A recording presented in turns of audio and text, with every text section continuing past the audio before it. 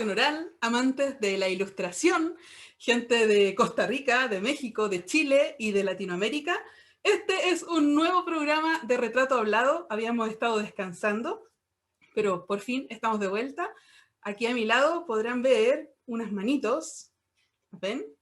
Esas manos son de Fernando Urcullo, a quien le voy a pedir que venga para acá y se presente, porque Fernando Urcullo es parte de la compañía Ojo y Lengua. Yo soy el ombligo cuentacuentos y aquí tengo a Fernando. Hola, ¿qué tal? ¿Cómo están? Yo soy el complemento acá de Doris, del ombligo, y trato de dar otra versión de la invitada, en este caso, de una manera gráfica, haciendo una caricatura acá en mis dominios.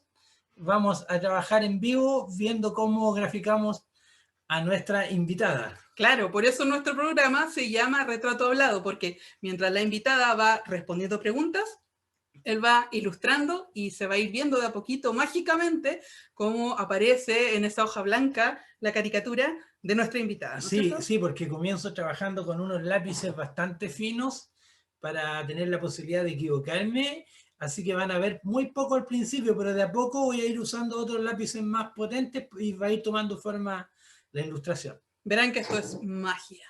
Bueno, Fernando se va a ir a su escritorio y voy a presentarles a este secreto, porque no hemos dicho quién es. Voy a presentarles a nuestra invitada. Bueno, nuestra invitada se llama Selene de la Cruz y nació en Puebla, México. Miren, es una actriz egresada de la Escuela Nacional de Teatro de Nicaragua.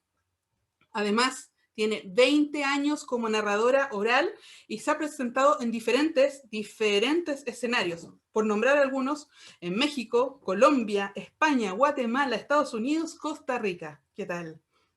Además, ha trabajado también en diferentes museos. Voy a nombrar algunos: Bellas Artes, Franz Mayer, Mide, otros. Ha hecho también un trabajo especial en uno en particular que le vamos a preguntar después. También es colaboradora del proyecto Alas y Raíces, que es de la Ciudad de México y donde ella colabora como narradora oral.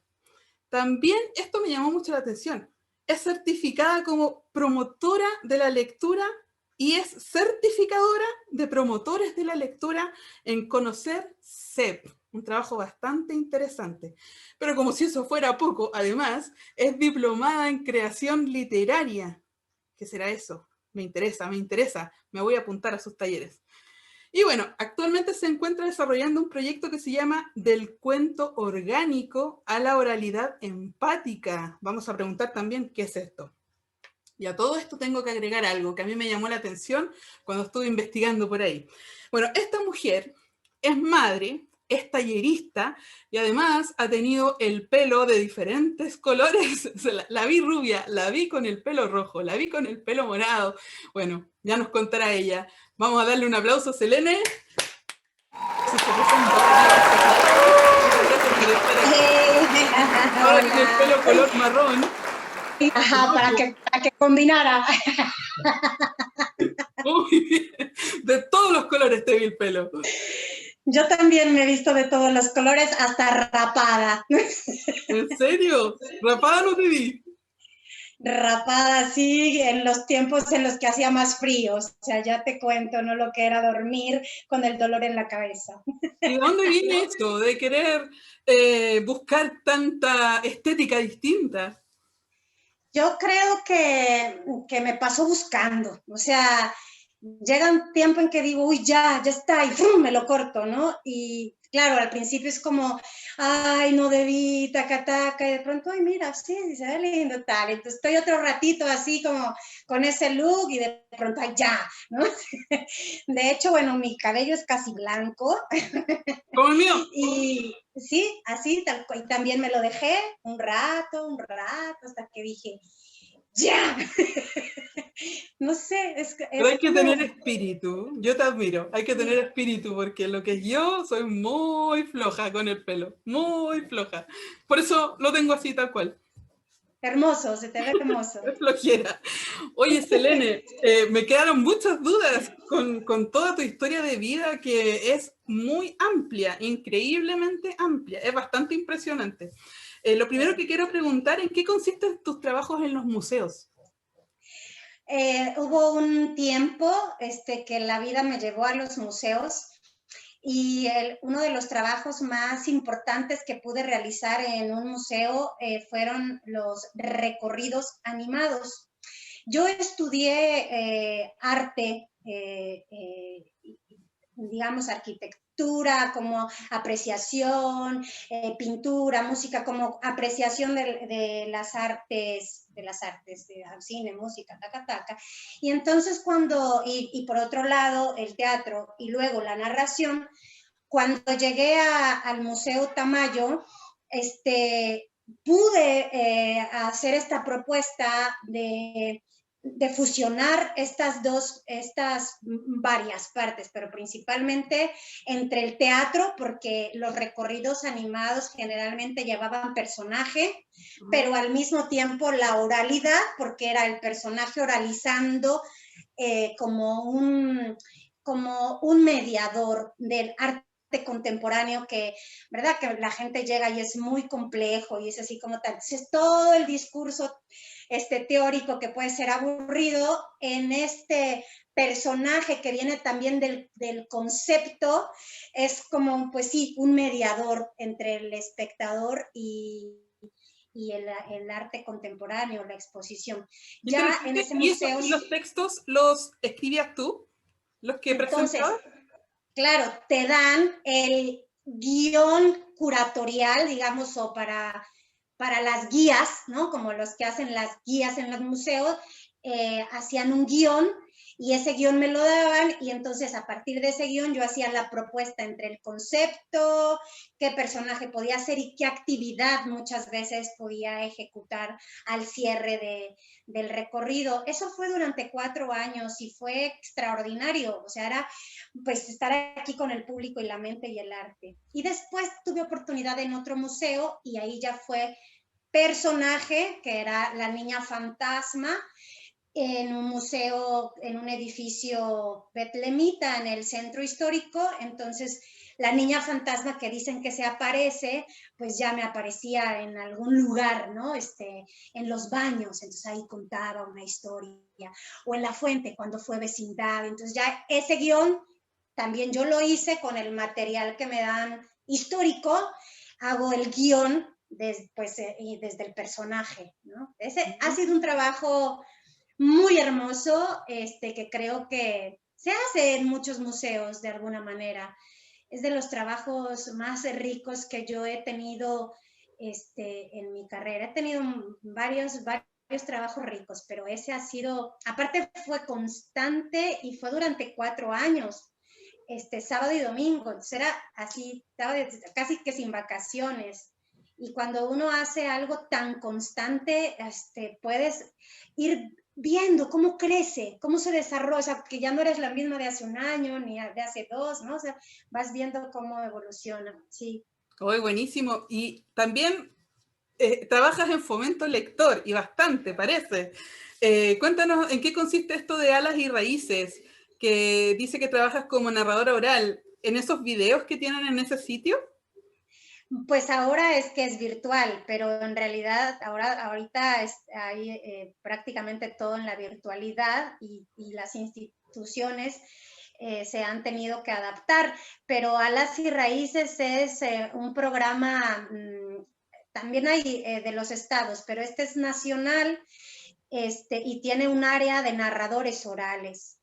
Entonces ahí pues contratan narradores orales, generalmente audicionas y y pues yo en el 2005 hice una audición y desde el 2005 hasta, digamos, hasta hace poquito, porque todavía estoy teniendo presentaciones con ellos, entre que viajo, voy y vengo, he estado ahí en ese programa que en México pues es un programa importante, es una ventana importante para la narración oral, en mi caso, pero es un programa que atiende, bueno, niños y jóvenes y que atiende, bueno, que también hay espectáculos y talleres, ¿no? Pero pues es como de los pocos programas que tiene un área específicamente de narradores orales y eso es, pues, Envidiable. Envidiable, sí. Sí, Envidiable para mí que no he visto algo así acá, en mi país. sí, Envidiable. sí, Oye, ¿de envidiable. dónde sale esto de lo viajera?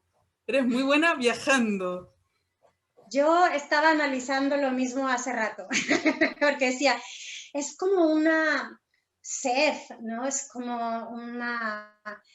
Bueno, ahora con la pandemia, pues ha sido otro viaje. He tenido que viajar a mí, como todo el mundo en estos encierros. Hemos tenido que hacer un viaje a nosotros y creo que ese viaje es de los viajes más duros, más difíciles. Pero antes de viajar para adentro, fíjate que también creo que viene de herencia, estaba analizándolo, porque mi abuelo fue exiliado, ¿no? Español, entonces después mi papá se fue para Nicaragua, entonces como que mi referente es que se van, ¿no? Y yo desde los 15 años me fui, o sea, me fui a Nicaragua. Y una vez que te subes a un avión, Se vuelve adictivo. ya nada te detiene, ¿no? Entonces, primero era entre viajar, ¿verdad? A México, Nicaragua, y cuando llegué al teatro, entonces ya cuando te empiezas a asomar a los festivales, ¿no?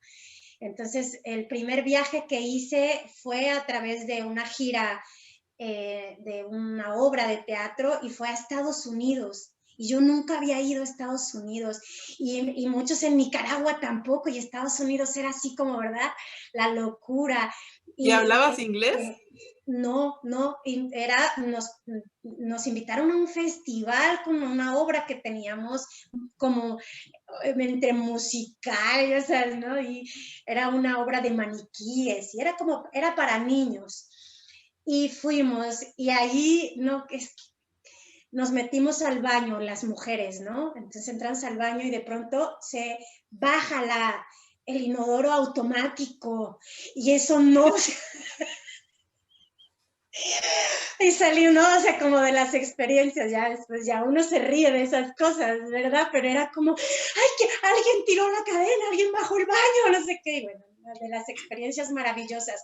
Pero claro, entonces viajar y ver, ¿no? Los aeropuertos y ver lo automático, las escaleras eléctricas, o sea, se vuelve como, vamos a ver qué hay allá afuera. Luego regresé a México y tuve un tiempo de hacer un trabajo conmigo importante sola, que fue previo a la narración oral, y que era un unipersonal. Y con eso quería yo hacer un trabajo de calle y me quise ir a España porque no era cualquier calle la que yo quería. Entonces también ya me fui hasta allá, ¿no? Y llegar allá, pues llegas y es así como, ¿y qué más, no? Y ir a Madrid, y ir a Granada, y ir a Sevilla, pero creo que viene como de ahí, como de, siempre tengo la sensación de que quiero moverme. Me gustaría un día, bueno, espero que no sea cuando ya esté muerta, tener la sensación de querer echar raíz. Un día me hice a la idea de que la raíz tenía que ser en mí, para no preocuparme tanto, ¿verdad? Porque llego a los lugares y soy de nido y armo la casita. Y luego ya me voy y yo, te lo vendo, te lo regalo, guárdamelo, te lo vendo. Pero siempre tengo ese en la rollo de que... naturaleza los pájaros son así, construyen distintos nidos y siempre construyen nidos, no dejan de que te quedes pegado. La narración oral ha sido extraordinario porque he podido viajar mucho, mucho, mucho. Y sin actores, sin títeres, o sea, solo con mi vestido. Y la voz. Y así, algunas veces, bueno, con mi hija ahora, pero es así como de viajar ligera. Es en el único momento en el que he encontrado que viajo ligera, cuando viajo de trabajo, y es satisfactorio. Cuando viajo de cambio de país, digo, ay, voy, ¿no? Pero con la narración viajo ligera. Eso sí, creo que por eso estoy ahí. Ay, mira, tal. Y ahora estás viviendo en Costa Rica y te fuiste con todo a Costa Rica. No, ya no. O sea, ¿Aprendiste sí, algo? ya no, ya dejo allá también en México, porque voy y vengo. La verdad es que siempre, siempre desde que mi hija tiene 8 meses, mi hija ahora tiene 7 años, que me vine desde los 8 meses a Costa Rica, cada 3 meses más o menos, a veces 2, voy y vengo, voy y vengo. Claro, ahora con la pandemia es un poquitico más difícil. Estuve más tiempo en México ahora, ¿no? 2 años sin venir. Y ahorita vengo y digo, bueno, vamos a encontrar el momento, ¿verdad? Para poder regresar. Pero Costa Rica y México ahora son mis casas. O sea, ya no digo, estoy en Costa Rica. Digo, estoy en Costa Rica y estoy en México, porque estoy trabajando también en México. Bueno, ahora tengo este proyecto de beca que lo ejecuto en México y en Costa Rica tengo otras actividades que me hacen estar en Costa Rica. ¿Sabes? Si te tuviera que presentar de nuevo, diría Selene de la Cruz, habitante del mundo. Ay, qué hermoso. Sí, ojalá. Sí, sí, qué ganas, ¿verdad? De tener ahí un pase para ir a cualquier parte del mundo, porque el mundo es mucho, o sea, uno conoce, es Pucha, yo muy lamento poquito. decirte que a Chile no puedes venir porque está todo cerrado. Estamos Pero encerrados. ya pasará, y sí voy a ir a Chile, sí voy a ir. Hermoso país, hermoso país. Ya que estamos hablando de pandemia, Selene, cuéntanos tu experiencia cercana y terrorífica con el bicho. El bicho, sí, el bicho dijo, llévame, porque yo ya estaba viviendo en Cuernavaca y mi mamá vive en Puebla, entonces trasladé como las cosas que ya no quería deshacerme. Siempre me deshago de un refrigerador, ¿no? O sea, siempre me deshago como de esas cosas que digo, no vas a guardar un refrigerador, ¿verdad? Bueno, me gusta, pero no lo vas a guardar, me digo a mí misma. Entonces, pero sí, mi acordeón, como cosas, mi cafetera, soy muy cafetera, entonces siempre llevo la italiana, la prensa, o sea, como si en los países a donde fuera no hubiera, ¿no? Pero bueno, como las cosas que ya no me deshago tan fácil como los libros, pues lo guardo ahora en Puebla, en casa de mi mamá, en un espacio. Entonces viajé para allá para guardar lo guardable, empacar lo empacable, y yo ya venía para Costa Rica. Y un día antes me sube la fiebre, un día antes me sube la fiebre a 38, ya una amiga 3 días antes me había dicho que estaba enferma y taca, y el día que me afiebré, supe que era COVID, o sea, supe. Entonces dije, tengo fiebre, hay que cambiar el pasaje porque no me van a dejar subir al avión. O sea, porque subió a 38, 39, dije, no me van a dejar subir. Inmediatamente dijimos, bueno, por si eso no es, la cuarentena, taca, y ya lo dejé el viaje para cuando me recuperara. Y la experiencia es, yo puedo decir que me parece un misterio, que,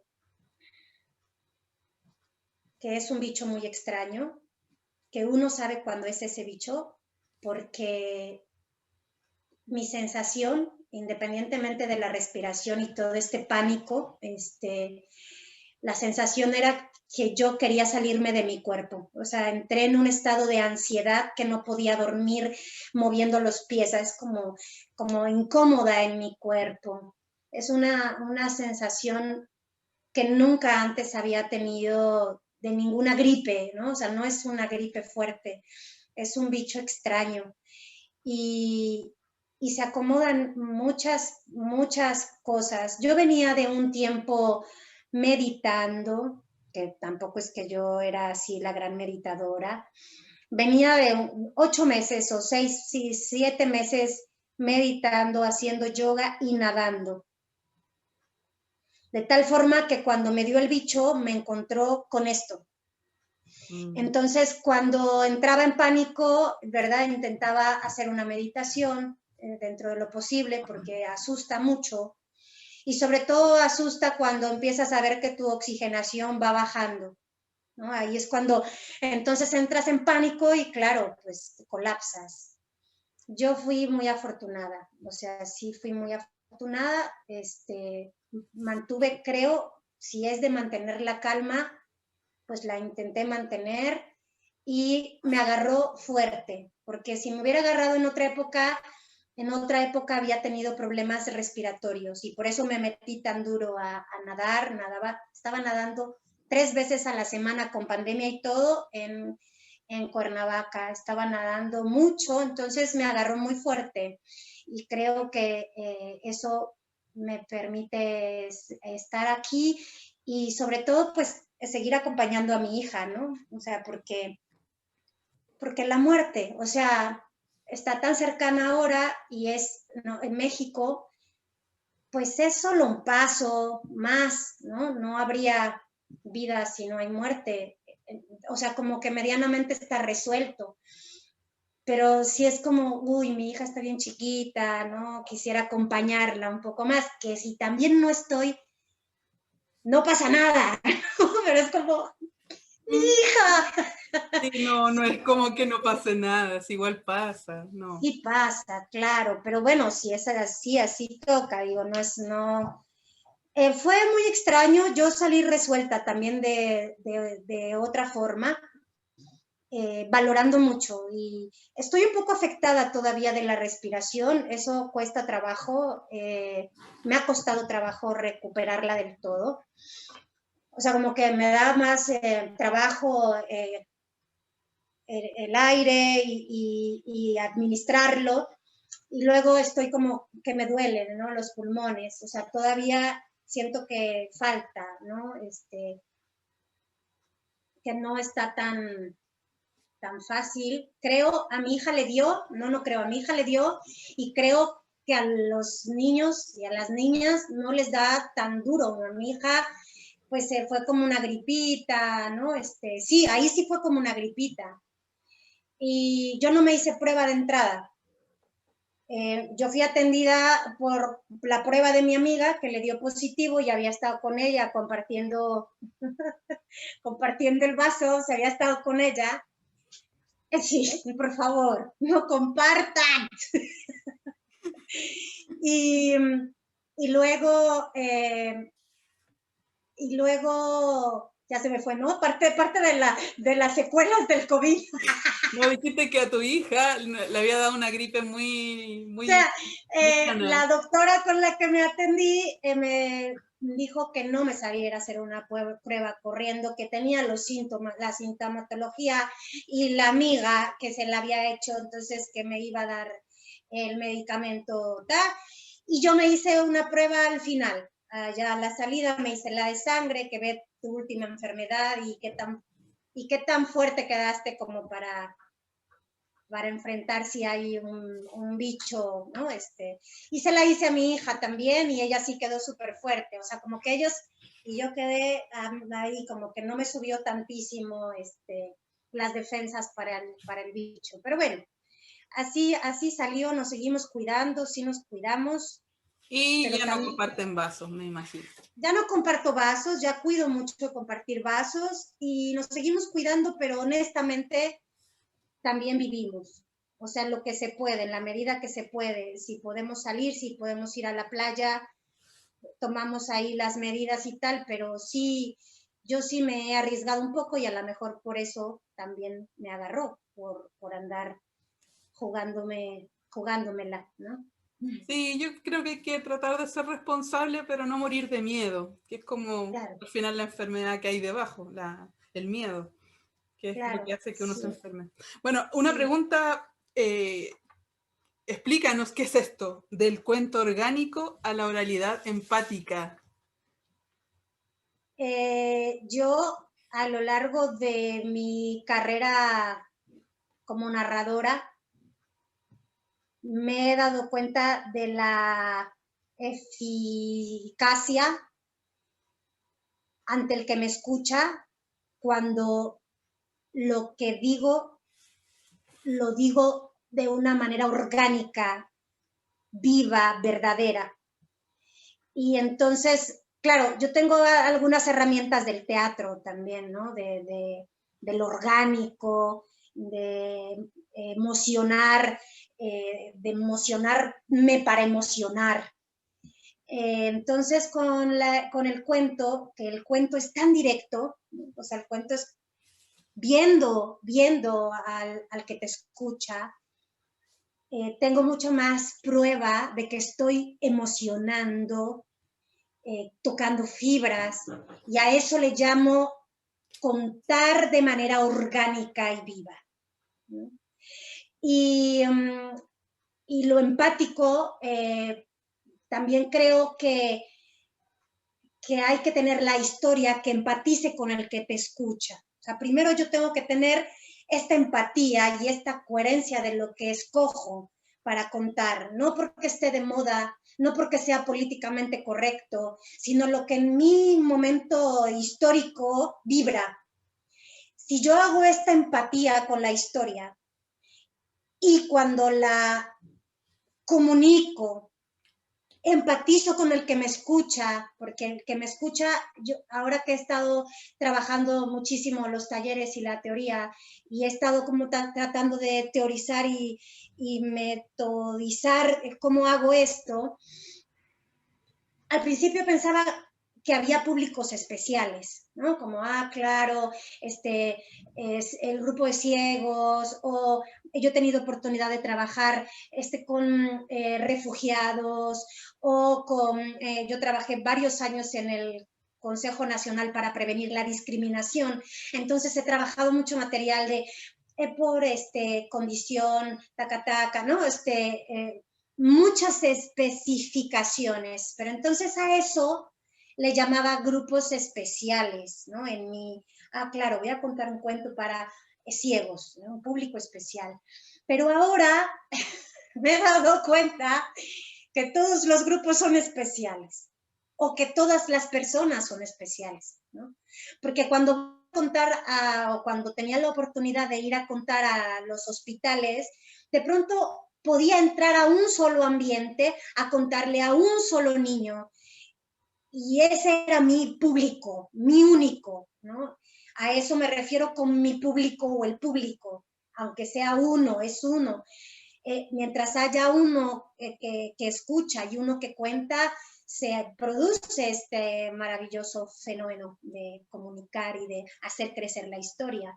Entonces ahora reafirmo que lo que mejor me resulta es ser orgánica, no mecánica y no literaria. Pasar lo literario a lo orgánico, a lo vivo, y siempre estarlo vigente, ¿no? Siempre mantenerlo con vigencia. Y en el momento en que ya no sea vigente, ahí sí sería como letra muerta, ¿no? Ya oralidad muerta, y hay que seguir con la siguiente historia. O sea, hay que ir buscando esto con lo que tú empatizas en ese momento, ¿no? Y hay momentos, no sé, en México, todo octubre y noviembre, estamos con la muerte, ¿no? Y estamos con la muerte no terrible, sino con la muerte amable, con la muerte a la que se le sonríe, a la muerte con la que se hermana, haciéndola presente. Y yo sé que en otros países no, o sea, a mí me costó mucho cuando estaba en España. Yo tengo un espectáculo de hace muchos años que se llama La muerte fuerte y gorda. Y empezó siendo un personaje de la muerte, y es la muerte gorda, o sea, en el mundo de las flacas. Y va comiendo y va dejando el trabajo, ¿no? Su trabajo es llevarse pues a los que se tiene que llevar, pero llega, se pone a comer y se le pasa y se va y se va y se va y se va, hasta que un día ya no la llaman las flacas, las huesudas, las calacas, las jefas, la llaman a decirle, oye, tu trabajo, ¿no? Entonces ella es muy fuerte y la ve la más vieja y dice, uy, esta me puede cargar y tal. Entonces dice, tu trabajo ahora va a ser de asistente, ya no se lleva a nadie, pero ahora su única recompensa es comer ofrendas en noviembre. Ofrendas son los que nosotros ponemos a nuestros muertos y ponemos la comida que más les gustaba, hacemos un pan especial, ponemos frutas, taca, taca. Entonces, pues ahora la gorda le pide a la gente que no pierda la tradición de ofrendar para ellos, pero también para ella, ¿no? O sea, es como, entonces, yo cuando llega octubre, yo ya brillo de muerte gorda, o sea, yo ya quiero, ¿verdad?, trabajar, y no nada más a este personaje que ha sido un personaje que narra, ¿no? Esa es como también otra peculiaridad, que es en personaje narrando historias, narrando su historia y narrando historias, sino que de pronto me quito el personaje y me gusta mucho contar historias que hablen sobre la muerte. Y me gusta mucho contar historias que hablen sobre la muerte a los niños y a las niñas.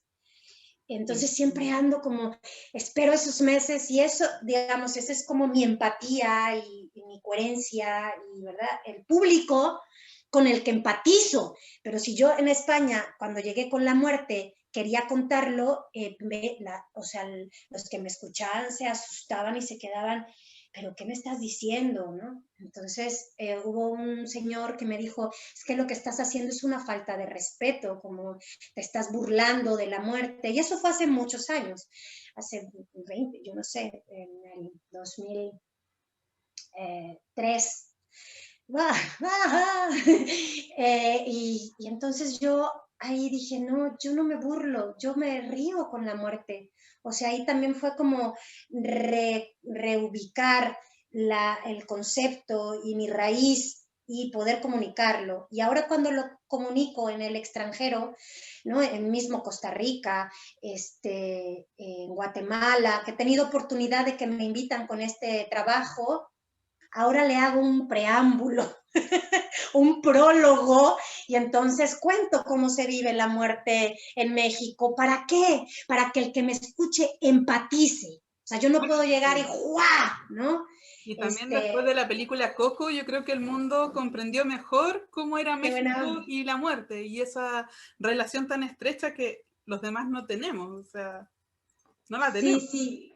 Pero te hablo de ese ejemplo por la empatía, por hacer esta empatía con el que te escucha. Si el que te escucha no tiene, pues, la información cultural, y esa empatía, pues, no es tan difícil. Creo que solo hay que tener intuición, ¿no? O sea, ¿qué les voy a contar? Si yo un día voy a Chile, o voy a, no sé, por ejemplo, al mar, yo digo, ay, les voy a contar la historia del mar, porque ellos, no, o sea, como que trato de buscar con qué podemos empatizar y comunicar para hacer crecer la experiencia de comunicar, de contar. De eso va toda mi búsqueda. Sí, y yo te voy a hacer otra pregunta porque me quedé con una curiosidad con la parte orgánica que mencionaste. Me imagino que tú cuentas cuentos que ya veo que tú has escrito cuando te toca adaptar guiones, por ejemplo, lo que mencionabas en los museos, pero que también narras cuentos que son de la literatura que mencionaste. ¿Cómo es Sí. esa máquina? O sea, porque la literatura está afuera, hay una máquina, y después la oralidad, ese hijo que nace. ¿Cómo es ese proceso? Me acabas de hacer la pregunta en la que estoy. Lo tengo fresco, porque lo he venido trabajando con mucha seriedad, porque es parte de mi proyecto de FONCA también, que es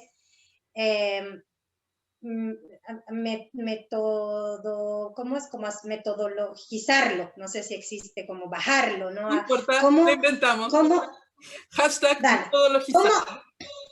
¿cómo comunico yo? O sea, yo tengo una manera de contar que, funciona, Ahora yo, ¿cómo la comparto? Entonces me encuentro, efectivamente, que pues agarramos los cuentos de la literatura.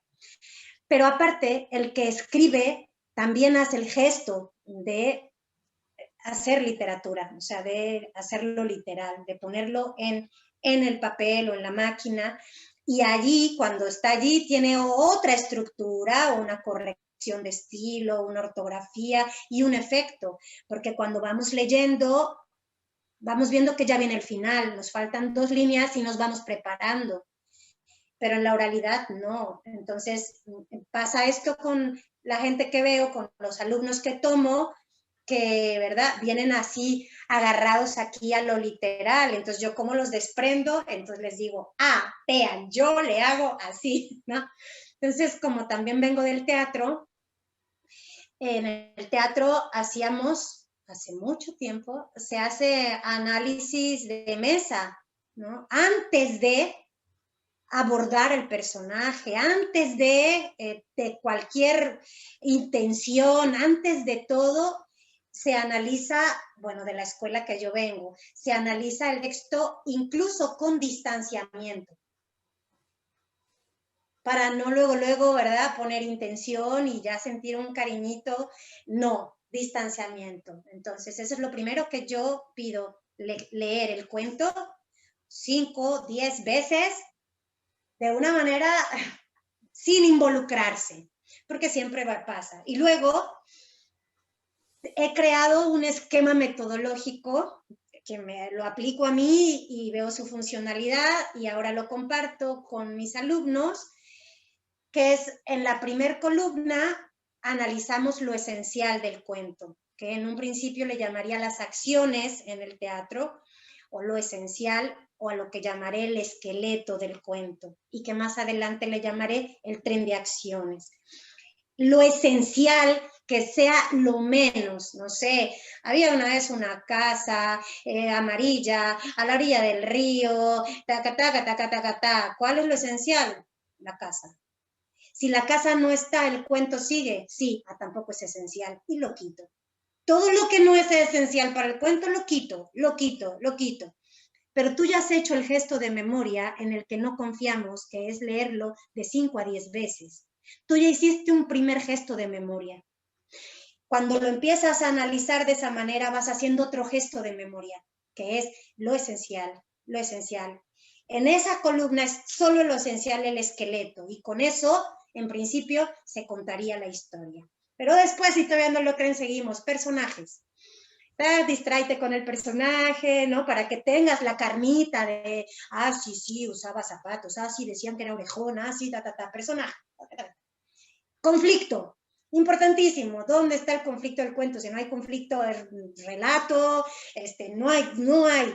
A la gente nos gusta que pase algo que tengamos que saber que se resuelve o no se resuelve. Entonces, vayan y busquen cuento que tenga conflicto. No, es que yo me encontré ¿dónde está el conflicto? No hay, pero no, pues no es.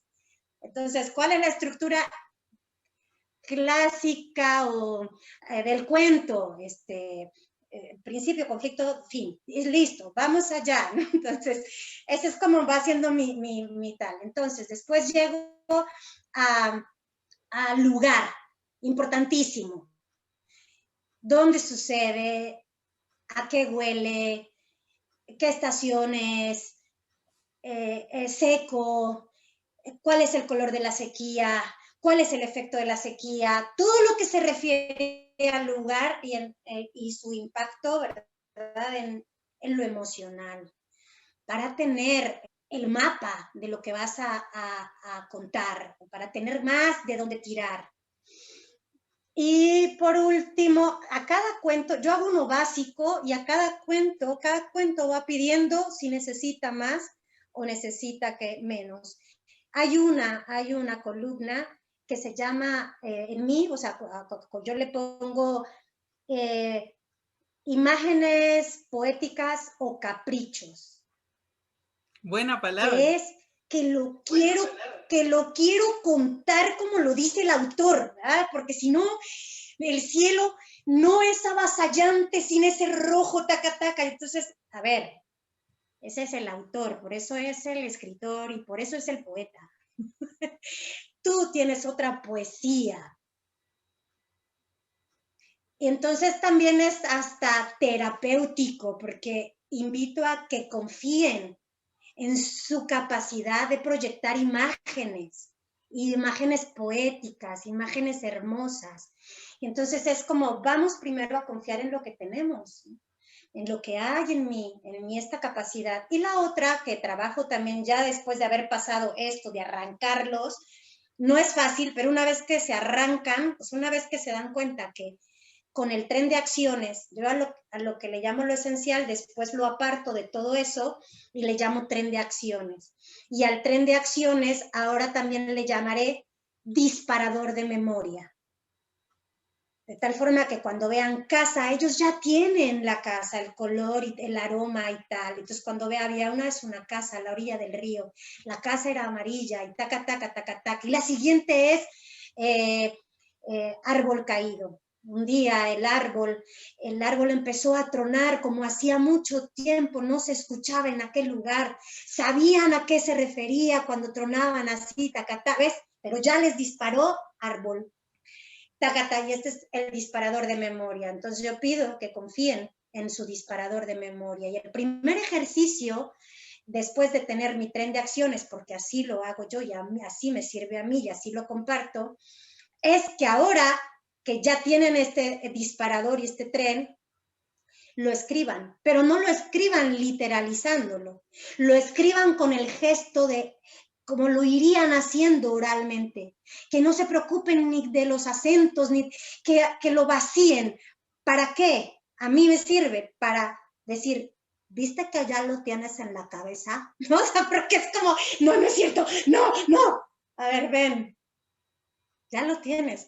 Ah, sí, sí. Y entonces ya lo cuento. Idealmente lo tallereo, ¿no? O sea, idealmente si tengo con quién. Pero si no tengo, yo pido que no ensayen, porque para mí la narración oral no se ensaya. Se cuenta y se construye conforme se va contando, ¿no? Eso es lo que yo hago para arrancarlos de la literalidad y para que sea orgánico. Y después voy trabajando las imágenes ya específicamente, pero no para, que podría ser, no solo para dirigirlos, porque no me interesa dirigirlos y que queden pulidos en un cuento.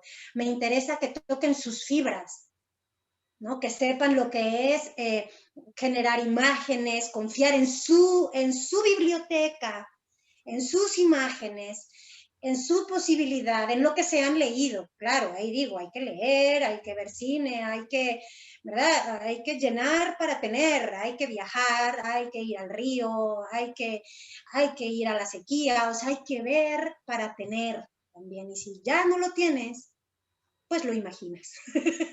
Porque pues también para eso los escritores se la saben, ¿no? Te hacen ver... De documentarse en internet. Claro, o te documentas, ¿no? Habla de tal río, que tiene de especial ese río, ¿no? Y ya no es que voy a hacer el viaje al río Tangaranamán para contar esta historia, pues no, ¿verdad? Pero bueno, yo así trabajo y voy buscando que sea orgánico, que hago un ejercicio con poesía. Yo trabajo mucho con poesía, sobre todo en las imágenes, la proyección, la dicción, y agarro sobre todo Rubén Darío, que tiene tanta musicalidad y tanta oportunidad para la dicción, ¿verdad? Y tiene este ritmo y lo que es. Y entonces agarro algún poema y agarro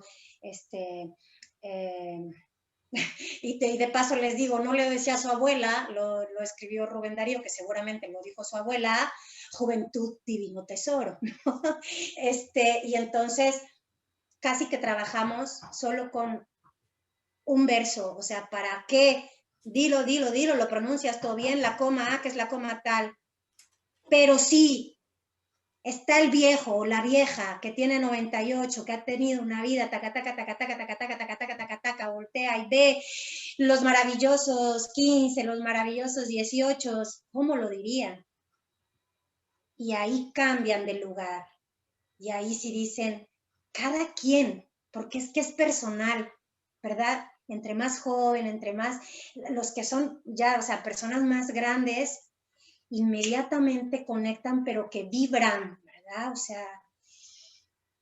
O sea, los ojos se les llenan de agua, ¿verdad? De decir juventud, divino tesoro. Entonces, solo con eso digo, ahí está, tiene que haber atrás una imagen, no es una palabrería.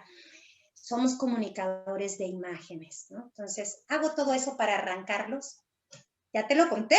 Interesante, no, Y voy a ir. interesantísimo.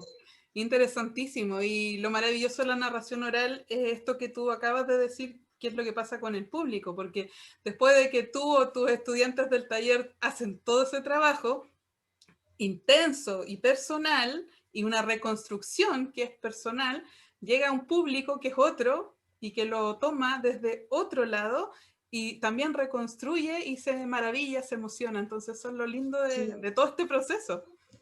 Y a mí es, bueno, estoy casadísima con eso ahora, ¿no? No sé, no hago peyorativo el gesto de contar cuentos para nada. O sea, yo incluso les digo, si te gusta mucho, ¿por qué no hacemos mejor una lectura en voz alta, que también es maravilloso? Pero quererse quedar con la memorización y tal, pues creo que pertenece en todo caso al teatro, ¿no? No, y son diferentes expresiones, o sea, porque de pronto alguien toma un taller de narración oral y se da cuenta que no es lo de ella, no es lo de él, y perfectamente puede leer libros en su biblioteca y no pasa nada, o sea, Claro, claro. adelante. Oye, Selene, tú que estudiaste actuación, ¿cómo llegaste a la narración oral? ¿Qué caminos te agarraste en ese bosque que terminaste como narradora oral? Sí, ni cuenta me di. Yo entonces estudié teatro en Nicaragua y yo soy pues así como muy hacedora, ¿no? No espero a que me contraten, a que me llamen, y creo que eso sirve mucho ahora en esta carrera del narrar, que me tengo que mover, promover y tal. Pero bueno, entonces en aquella época que había estudiado teatro, pues no me senté a ser actriz, sino me hice mi grupo y taca, y de pronto me voy para México. No me preguntes por qué me fui a México, pero me fui para México. Esa es otra entrevista. Me fui para México y cuando llegué a México, fue muy difícil insertarme en alguna compañía, en algún grupo que venían de escuelas. Yo venía de una, no es peyorativo, pero es como de una escuela de teatro en Centroamérica. Este es México, ¿no? Las escuelas de México. Y yo sentía eso como, ¿no? Como, ¿dónde estudiaste? Y entonces no pude de una manera satisfactoria incorporarme a una agrupación o a una compañía. Y los pocos trabajos que tenía no me hacían feliz, me parecían, no me hacían feliz, me ganaba muy poco, los textos me parecían muy pobres, no era lo que yo quería. No todos, claro, no todos, pero la mayoría de las cosas que venían a mí como para salir del paso, para ganar unos pesitos, era como chambero, como rápido, como un montaje al vapor, un vestuario hasta como decadente, ¿no? Y entonces yo sentía mi almita que sufría muchísimo y eso ya no quería hacer eso, ¿no? Entonces empecé a dirigir. Ay, dirigir, empujar a todos, taca. Y sí, pero yo quería estar en el escenario, no era yo la que quería estar ahí. Entonces dije, no, dirigir, no. Voy a autodirigirme. Voy a crear algo. Entonces desarrollé un proyecto que también fue un trabajo muy pausado y para adentro, que fue pues como de 6 meses, que le llamé un laboratorio del actor como escenario. Porque yo decía que yo me iba a salir del teatro como infraestructura y que yo iba a ser el escenario, ¿verdad? Entonces, en esa búsqueda adapté 2 cuentos de Oscar Wilde, El gigante egoísta y El ruiseñor y la rosa. Pero los adapté al teatro, ¿no? Entonces los hice, los alargué, los adapté tal. Y monté el espectáculo con títeres. Ahora tenía títeres en el cuerpo. De ese trabajo me sobreviven 2 cuentos. Tenía unos títeres en las piernas, aquí, en las rodillas el personaje, aquí, por ahí en YouTube está la evidencia, y entonces un pantalón, que de estos pantalones playeros que abren y cierran, y ese era mi telón. Entonces yo ya me sentaba, ponía el títere, abría el telón y el títere hablaba, entonces yo podía ir hablando y los títeres podían ir dialogando, ¿no? Ahí necesitaba el diálogo para mi referencia de que el teatro sucediera. Entonces hablaban entre ellos y tenían en los pies unas pantuflas que eran las niñas y los niños. Y una máscara, el gigante egoísta. Entonces, ¿verdad? No sé qué hablaban aquí. Entonces yo iba haciendo muchos cambios de voces, ¿no? Muchos, así de, ¡ay, niños! ¡Hola, gigante! No sé cómo era. Personalidad múltiple se llama eso. Ay, no sabes, o sea, era una cosa, ¿no? Y él, muy gigante y con mis manos que son tan pequeñitas, ¿verdad? Era una cosa como un gigante diferente. Bueno, entonces me hice ese espectáculo, pero yo decía, esto no es para los teatros, esto es para la calle, yo me voy a la calle, taca, taca.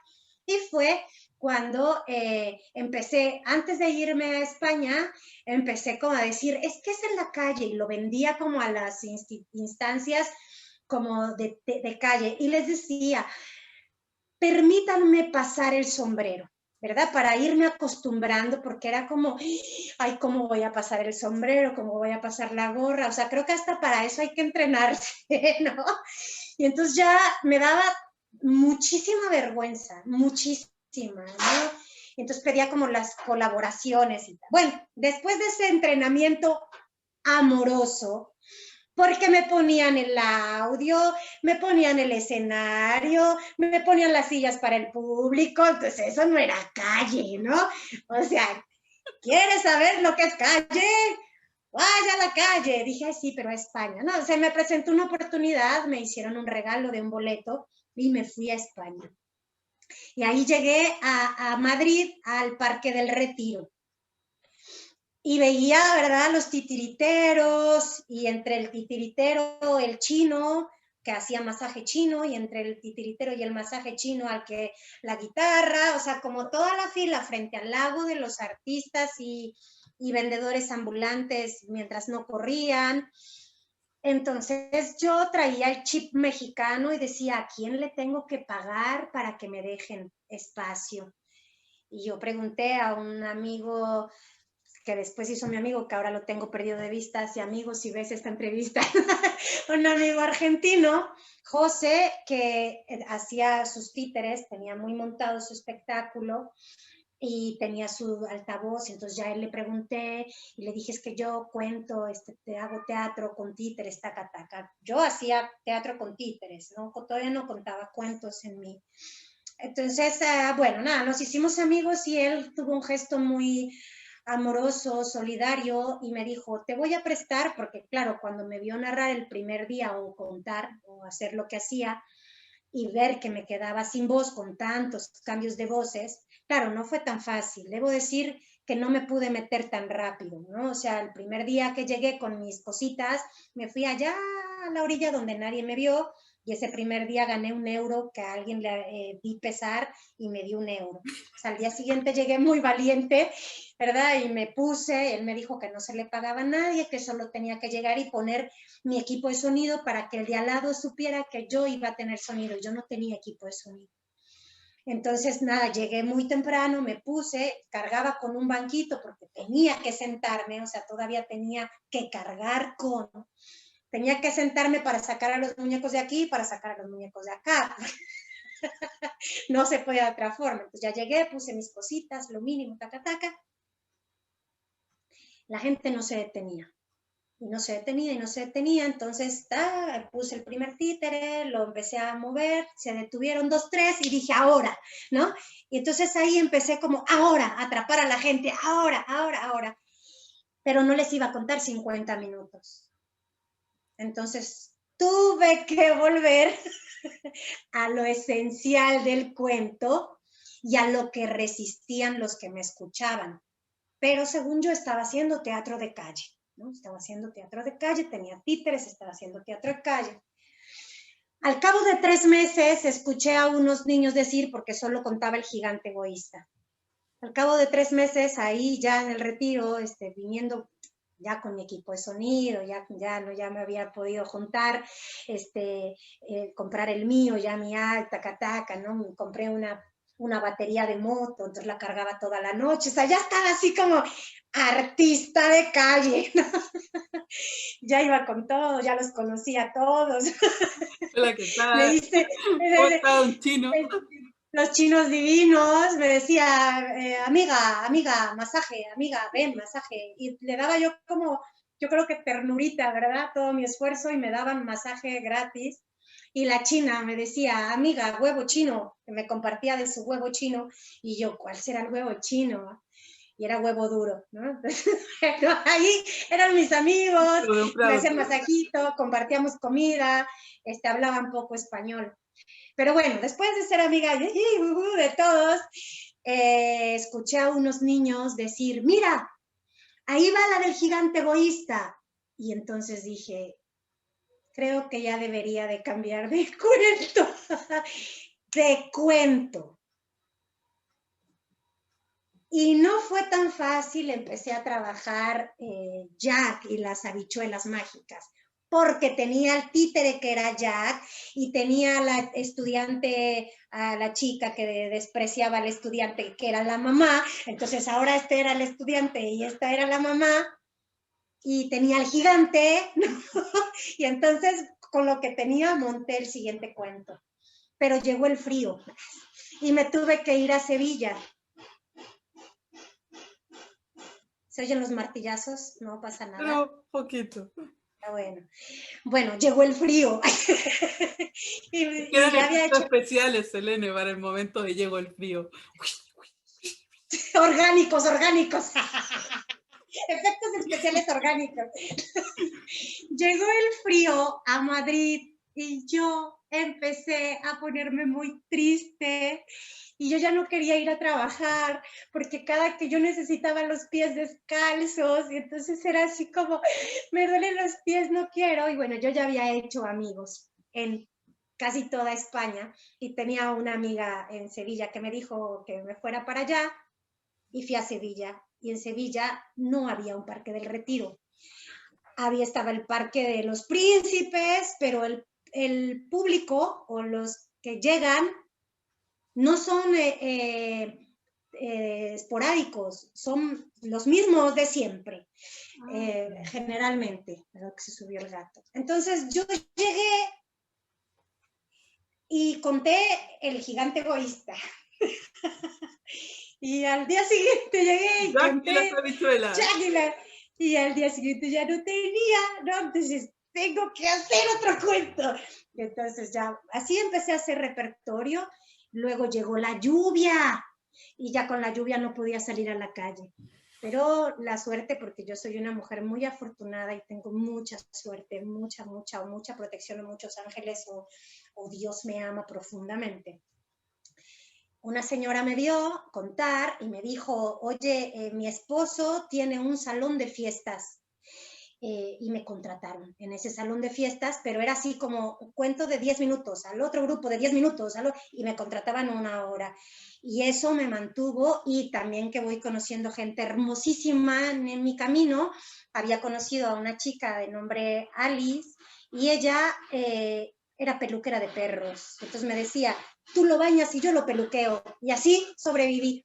Cuando regresé a México, me di cuenta que no había descubierto el hilo negro, que ya existían los cuentacuentos y los narradores orales. Eso ni siquiera lo descubrí en España. O sea, como siempre fui, suena horrible, pero siempre fui callejera. O sea, andaba en la calle y no tenía papeles. Me quedé 1 año sin papeles, de parque en parque, creciendo en mi repertorio, de parque en parque. Luego me fui a Barcelona, luego me fui al Festival de Teatro de Calle en Lérida, en Tárrega, y así. Yo ya andaba pura calle, amigos, pura calle, viajando, y cuando regresé a México me encontré con la maravilla de que ya otros habían creado espacios para que esto recibiera una paga. Audicioné y venía con toda la escuela y maravillosamente entré a Alas y Raíces. Y después de Alas y Raíces entré al Consejo Nacional para Prevenir la Discriminación y luego igual de ellos a los museos y a la ACNUR, y así empecé a tener muchísimo trabajo contando.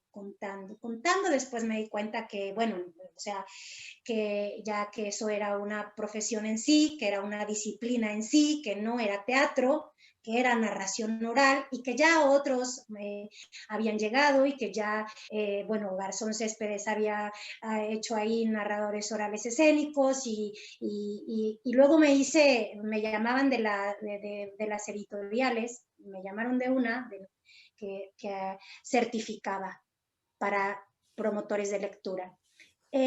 Hoy día digo, no necesariamente el que es narrador oral es promotor de lectura, o sea, no necesariamente, pero bueno, hay instituciones que así lo asocian y me dieron trabajo y me certificaron primero como promotora de lectura y después me certificaron como certificadora. Entonces ya éramos un grupo de certificadores y nos empezaron a mandar a los estados a certificar a maestros y a maestras, y esa fue otra etapa de mi vida. Pero fue así como llegué a la narración oral, por el teatro, por la calle, Y por varias comunicar, vueltas que te diste por diferentes por escenarios y sobrevivir. experiencias. Y ahora que estoy compartiendo lo que a mí me resulta poderoso, o sea, yo digo, ay, esto resulta cuando cuento, ¿no? Y cómo lo comparto. Cuando estaba en Costa Rica, creé un espacio que hice llamar Selene, la Casa del Cuento, porque cuando vine a Costa Rica no tenía tanto trabajo como en México. Había tenido a mi bebé y en México andaba mi bebé para todo. O sea, yo narraba con ella aquí enfrente en el fular. Y luego cuando fue creciendo la pasé para atrás. Y cuando ya habló, pues ya tuve que pasar adelante, ¿no? No era un impedimento contar con ella. Estaba muy entrenada. Pero aquí cuando llegué a Costa Rica, pues no había tanto trabajo, o sea, no hay tantos contratantes de cuentacuentos o narradores orales o promotores de lectura, y ni museos, o sea, entonces yo empecé como a tocar puertas, tal, ¿no? Y dije, bueno, pues ya está, me voy a oxidar, porque al cabo de 3 meses de estar aquí me invitaron a un festival a Jalapa, y fui, y sentía como que me costaba hilar las ideas cuando contaba. Entonces sentí pánico, ¿no? Dije, esto si no está en un constante entrenamiento, Te se faltaba oxida, engrasar la máquina. ¿verdad? Y dije, ay, pues voy a poner mi espacio. Puse un espacio hermosísimo donde hacía fomento a la lectura, donde contaba cuentos para adultos, y ahí sobre todo también empecé a hacer más práctica de cuentos para bebés. O sea, cómo contar cuentos para bebés, ¿no? Pero se les cuenta el cuento, o sea, y empecé mis propios laboratorios. Yo creo que yo siempre he tenido conmigo mis propios laboratorios y después comparto, en este caso ahorita me encuentro compartiendo ya lo que a mí me funciona para determinados resultados. Y entonces cuando puse la Casa del Cuento, empecé a dar talleres ya, al principio era como para formar narradores. Hoy día digo, para profesionalizar la narración oral. O sea, aquel que se acerque, entienda bien este oficio, o bien como yo se lo pueda, y tanto que yo pueda, porque incluso me puse... Una pregunta. Sí. Desde ahí mismo, ya que estás hablando de formar o profesionalizar, claro. ¿Cómo defines tú, en tus palabras, en tus términos, en tu propio marco conceptual, la narración oral? Últimamente la defino como... Últimamente. Sí, es que vas cambiándole. Entonces últimamente, ¿por qué últimamente? Porque como me he puesto yo a teorizarla y a compartir, me he tenido que ir a asomar a lo que han escrito los otros. Claro. Y entonces reformular para mí, porque no vengo de una escuela, de un taller, ha sido así, orgánica, ha sido que me ha ido encontrando. Claro. Y entonces podría decir que la narración oral es un arte, un oficio, un arte de comunicar imágenes, más que palabras, imágenes. Sí, podría decir eso ahora, ¿eh? Te volveré a preguntar mañana. Sí, sí, porque no tengo así como la definición de la narración oral, ¿no? Así, la tendría que escribir, pero creo que yo me defino como, y les digo a mis alumnos que no somos dadores de palabras, que somos dadores de imágenes que embellecen, Hoy que crecen, que suman. No somos dadores de palabras, somos dadores de imágenes. Lo escribiré por ahí. Gracias. Porfa, y luego me lo pasas. No, citándote, por supuesto, tu autoría. Me pareció hermosa Sí. la frase. Me parece con lo que yo voy, pero bueno, después ahí vemos. Y desde ahí, Selene, ¿por qué cuentas cuentos? ¿Para qué contar cuentos? ¿Por qué meterse en esta camisa de once varas? Sí, tengo dos respuestas, porque contar es de dos. Entonces tengo dos respuestas. Cuento para mi crecimiento personal. Ahora veo que incluso mi crecimiento espiritual, he vuelto a ver mi espiritualidad, creo que gracias a la pandemia. Y con las historias me doy cuenta que crezco para mí. Muchas veces para mí también por ego, porque me ha mantenido el ego y me ha mantenido mi estima y me mantiene a mí poderosa, porque cuando veo que la gente se emociona, me siento poderosa. Y al sentirme poderosa, me siento crecida y me siento importante y me siento que pertenezco. Entonces, primero, cuento para mantener mi estima y mi psique, ¿no? Para mantenerme sí, como los pies de alguna manera en cualquier tierra, no importa en cuál, sigue siendo tierra.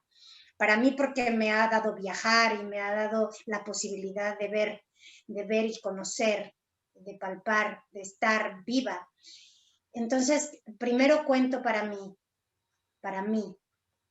Y después me doy cuenta que es poderosa y que ni yo misma dimensiono sus alcances cuando emociono o cuando no sano, no soy sanadora, pero cuando logro compartir un momento de calidad, o sea, compartir momentos de calidad me hace crecer y hace crecer al otro. Y si hace crecer al otro y me hace crecer a mí, hace crecer al mundo. O sea, creo que también cuento para que vayamos yo siendo mejor persona y para que vayamos siendo mejores personas. Qué lindo. Hoy te podría decir eso. Qué lindo. Oye, Selene. Mañana me la vuelves a preguntar. Sí, no, claro, ya me quedó claro que contigo es día a día. ¿Y sabes qué? También puedo sostener que el arte me ha salvado, que el arte escénico me ha salvado de muchas. Siempre he sentido un compromiso muy serio cuando tengo un compromiso de contar, de una fiesta. O sea, siento que tengo que llegar a como de lugar y me ha salvado de fiestas, de droga, de alcohol, de irme a esto que me hace... Espérenme, voy a contar el cuento, ya vengo. Y ya cuando regreso ya se durmieron. Me ha salvado, a mí me ha salvado. El arte escénico me ha salvado.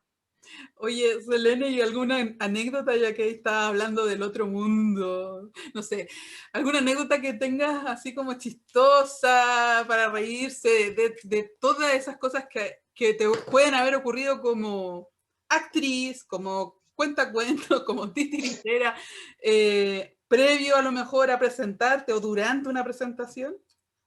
Tengo una que es cuando me monté los primeros cuentos de Oscar Wilde. Me sonó como guay, como cuando lo usan el término en España, guay, dije, sí, es Oscar Wilde. Cuando monté el unipersonal, ¿no? Que todavía no me desprendía, entonces tenía un escenario y había una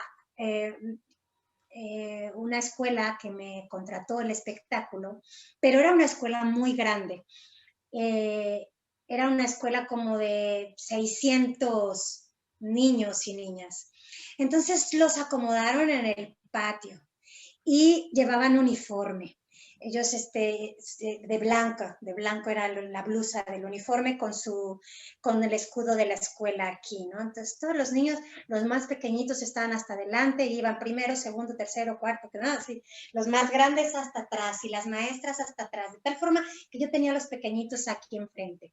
Bueno, ya viste el escenario, yo estoy aquí con mi escenarito y había un efecto especial que era cuando el ruiseñor se clava la espina en el pecho para hacer que la rosa se haga roja.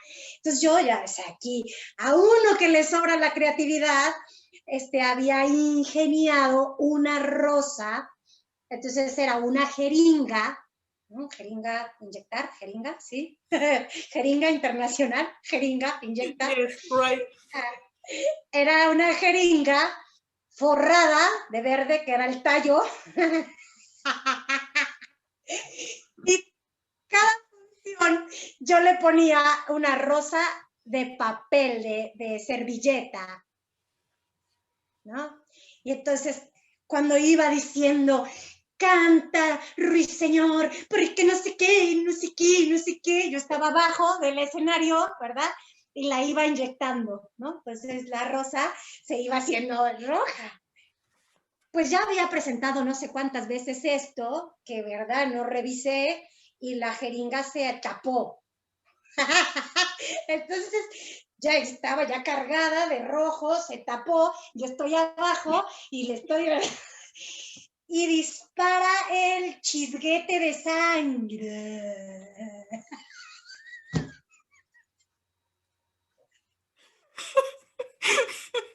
Oh, salió una historia Y de los de terror. adelante, los niños de adelante empiezan a ver su ropa blanca con sangre de ruiseñor. Y los niños así, adelante asustadísimos, yo saco la cabeza. Los veo impresionados con la sangre del ruiseñor. Y los de atrás ni enterados. O sea, el efecto de atrás no se veía. Y todos están así. Entonces era enfrente ver a los otros con la sangre y los de atrás. Nada, ahí me habían pagado muy bien porque había cobrado por niño, pero me hicieron comprar camisas nuevas a cada niño, que habían sido como 6 o 8, y bueno, ya está. Oh, De pero por sí eso fue era gore. mucho dinero. Oh, esa sí que es una anécdota, pero anécdota te pasaste. Anécdota, Selene, anécdota, queremos sí. pedirte como narradora oral que nos cuentes un cuento y después vamos a cerrar con las preguntas del sombrero, que son las peores. ¡Ah! Esas son las Entonces, peores. claro, es posible que nos comentes, o sea, nos compartas una historia, un cuento. Historia un cuento, sí, sí es posible, solo que tengo muchos, ¿verdad? Entonces estoy viendo como qué contar, qué contar, qué Pero no contar. nos tires sangre de ruiseñor, por favor. ¡Sangre! No. Ahora que estaba hablando, hablé de, por ejemplo, del mar, que es un cuento que últimamente conté. Y a mí he descubierto que me gustan mucho las leyendas porque me explican y me dan paz, me explican a mí el universo. Y a mí el universo y la vida me dan mucha ansiedad.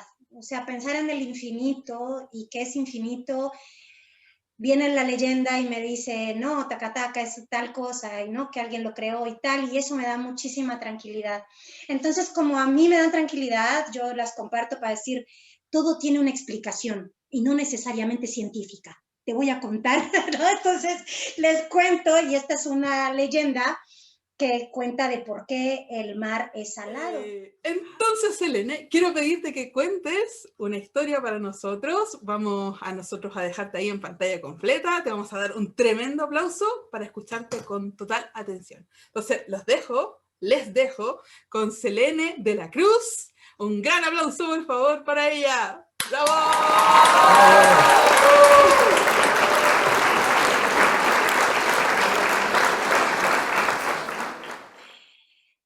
Cuentan que hace mucho tiempo hubo un hombre que era pobre, pobre, pobre, requete pobre. Tenía una esposa que era pobre, pobre, requete pobre también. Tan pobres eran que cuando nacían sus hijitos se hacían más pobres y más pobres, y lo poco que tenían para comer cada vez era menos porque venía otro hijito. Pues este hombre pobre un día pensó cómo solucionar.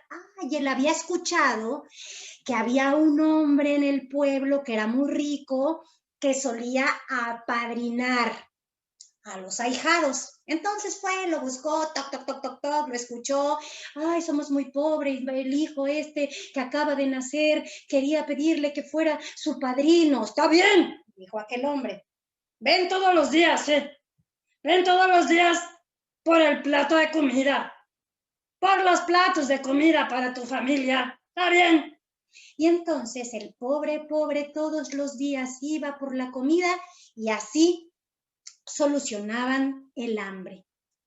Pero un día le tocó llegar a buscar la comida y el hombre rico estaba de pésimo humor.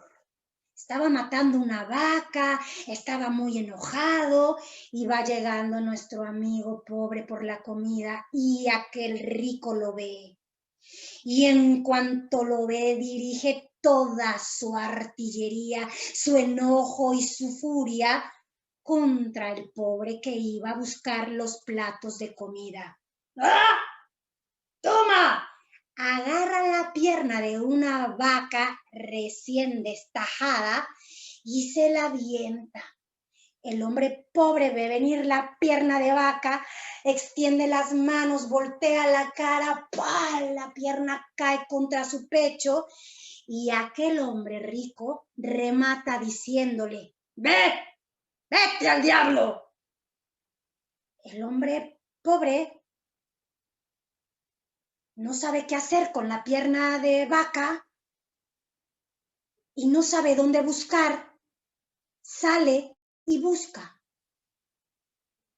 Y busca. Y busca. Y de la nada se aparece un viejecito. ¿Qué estás buscando? Estoy buscando al diablo. El diablo. El diablo vive allí. Y aparecieron en ese momento 3 puertas. El diablo está en la puerta del centro, pero pon atención, al diablo le gusta mucho la carne. Cuando vea la carne, te va a decir qué quieres. Puedes pedirle lo que quieras, pero no le vayas a pedir dinero. No, es que lo que yo necesito es decir que no le pidas dinero, tonto. Pon atención. Y el viejecito le dio toda una explicación de lo que debía pedir. Le dijo que tenía que pedir un molinito viejo que estaba atrás de la puerta, uno que tenía una maniguetita y una llave, y le explicó de tal forma que lo convenció. Bueno, el otro sí sentía que tenía que pedir dinero, pero lo había convencido. Así que llegó y tocó a la puerta, tal como el viejo le había dicho que debía llamar a la puerta. Y el diablo abrió la puerta, vio la pierna de vaca. ¡Carne! ¿Qué quieres a cambio? Ay, con pesar nuestro amigo tuvo que decir, el molinito viejo que está atrás de la puerta, el de la maniguetita que tiene la llave. ¡Ah, otro tonto! ¡Toma! Y de un patadón le dio el molinito viejo que estaba con la llavecita. Ya nuestro amigo, el pobre, sabía muy bien lo que tenía que hacer, pues el viejecito que había desaparecido le había dicho que dándole la vuelta a la maniguetita y diciendo unas palabras, iba a aparecer lo que él pidiera. Pero cuando apareciera no se iba a detener, tenía para eso la llavecita de atrás y solo tenía que decir, molinito, detente ya. Bueno, las palabras mágicas. Nuestro amigo llegó con la esposa y con los hijitos que chillaban y berreaban de hambre. Él quería pedir dinero, pero de aquí a que pedía dinero, iban y compraban comida, la esposa no aguantaba más, de verdad que se veía que tenía la panza pegada a la espalda y entonces, en un acto de desesperación, nuestro amigo empezó a dar la vuelta a la maniguetita, dijo las palabras mágicas, ris, ris, molinito, por la virtud que el diablo te dio, dame comida, y la comida empezó a salir, los niños agarraban la comida en el aire y devoraban. Cuando vio que ya era suficiente comida, dio la vuelta a la llavecita, molinito para allá. Bueno, de ahí efectivamente, ris, molinito, dame dinero, salió dinero, lo tuvo que detener porque era tanto el dinero, ellos solo vivían en un cuartucho, se había llenado ya el cuarto, bueno, ya con ese dinero pues pudo comprar tierras, construyó una casota, ya tenían comida, tenían vacas, pudieron dar trabajo a muchísima gente, pero el tiempo pasó y el compadre rico, el hombre rico del pueblo, dijo, ¿y mi compadre que venía por la comida? Y lo fue a buscar. Y cuando fue a buscarlo a aquel cuartucho que él recordaba y vio a aquella mansión, salió el pobre que ya no era pobre y le contó, es que cuando me dio la pierna de vaca, y me dijo, vete al diablo, fui al diablo, fui a buscar al diablo, pero si era una expresión, pues yo lo busqué y me dio un molinito que me da todo lo que le pido. Momento, ¿quién te dio la pierna de vaca? Usted. ¿De quién es el molinito? ¿De quién es? Se lo tuvo que entregar. Bueno, era pobre, pero no era nada bobo. Y le quitó la llavecita, la de cerrar, y aquel hombre rico avaricioso se fue con el molinito. Llegó con su esposa y le dijo, mira, el molinito, por la virtud que el diablo te dio, dame comida. Y empezó a salir comida de locura. ¿Pero qué es esto? ¿Qué es esto? Esta es cosa del diablo. Y se fue a regresarle el molinito al compadre que ya no era pobre. Agarró la llavecita sin que el otro se diera cuenta y lo cerró. Pero ¿saben una cosa? Los cuentos y las historias se las lleva el viento, pero no las desaparece. Llegan a los oídos de otros. Y la historia corrió y se decía que aquel hombre que había sido pobre tenía el molinito, aquel hombre que era pobre tiene un molinito, aquel hombre que ahora es muy rico tiene todo lo que le pide al molinito. Y eso llegó a los oídos de los hombres más malos, los más terribles, que viven aislados, porque son tan malos que se tienen que reunir y estar pensando qué mal hacer. Lo único que les faltaba a ellos en aquella isla era la sal. Y llegó la historia de que ese molinito daba lo que le pedían. Así que se fueron en barco y llegaron hasta donde estaba el pobre, que ya no era pobre, y le exigieron. Eran unos matones. Nuestro amigo no pudo negarse. Tuvo que entregar el molinito, la frase, pero le quitó la llavecita. Aquellos hombres grandes, matones y terribles iban en el barco. Uno de ellos llevaba el molinito y se veía verdaderamente ridículo. Tal ridículo se veía que el que iba al lado empezó a reírse. ¿De qué te ríes? ¿A poco sí? ¿Qué? ¿A poco sí con ese molinito vamos a tener la sal? Te lo voy a demostrar. Y así fue como aquel hombre, malo, malo, empezó a darle vuelta a la maniguetita. ¡Rirris, molinito! Por la virtud que el diablo te dio, dame sal. Sal en aquel barco. El molinito empezó a sacar a borbotones la sal. Aquellos hombres no sabían qué hacer, si aventarse o esperar a que el barco se hundiera. ¡Esta cosa es del diablo! Y lo aventaron al mar. Cruc, cruc, cruc, cruc, cruc, cruc, cruc, cruc, cruc. Y desde entonces, ese molinito está ya en el fondo del mar. Saca y saca sal. Y es por eso que el mar es salado. ¡Bravo!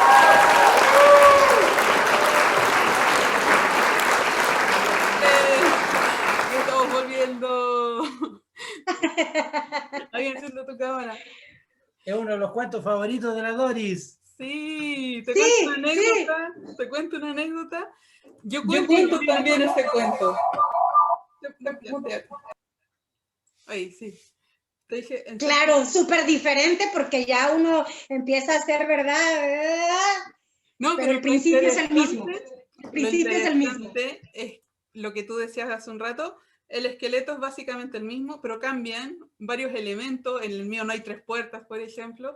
Y el que yo cuento es una historia recopilada por un tipo hace un siglo atrás, que lo contó alguien en el campo. Entonces, ha cambiado tanta la versión.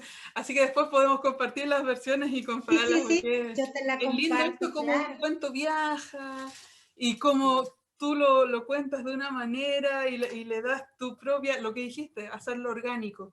Es maravilloso eso. Sí, Bueno, te qué agradecemos hermoso. el cuento y ahora viene lo peor, Selene. Ay, Dios.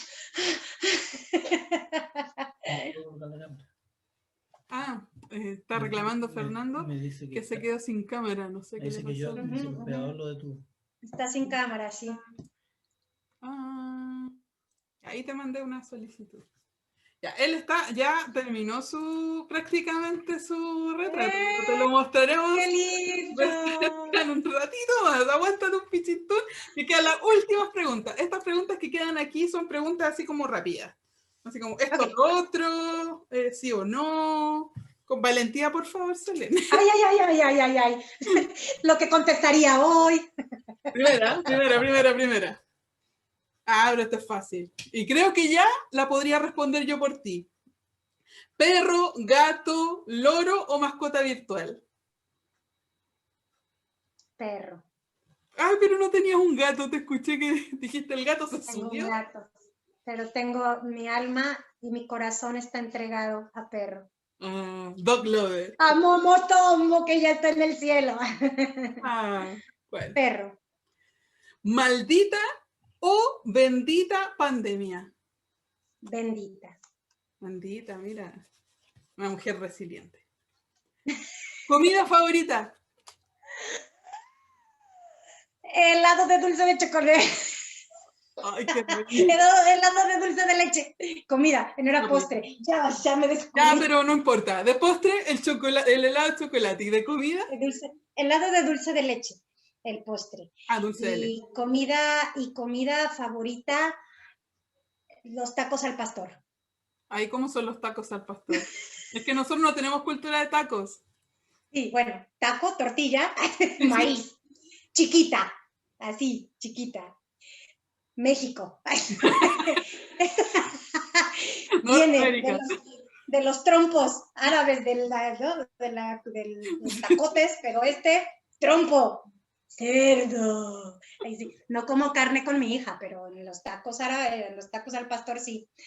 Y es una carne que se va haciendo como a la leña, como al carbón, y luego se frita con la grasa abajo y te lo ponen en la tortilla y le ponen un pedacito de piña. Y luego le pones una salsa bien picosa y es... Obvio que le ponen salsa con picante. No podía esperarse menos de una mexicana. Sueño pendiente, sin Sueño realizarse. pendiente a realizarse, ir a Italia. Italia. Italia. ¿Y qué irías a hacer a Italia? ¿A vivir también? A ver a los italianos, no, mentira. Además de Obvio. A buscar a mi marido, no, mentira. ¿Pero te gustaría vivir allá o a trabajar? Me gustaría vivir en Barcelona y me quedé con muchas ganas de conocer Italia. Entonces siempre está como ahí mi sueño pendiente de ir a Italia. Es un sueño pendiente, uno de tantos es mi sueño pendiente. Hay que esperar que se vaya esta cosa. Ya pronto, sí. Ya pronto. ¿Escenario favorito o el escenario ideal?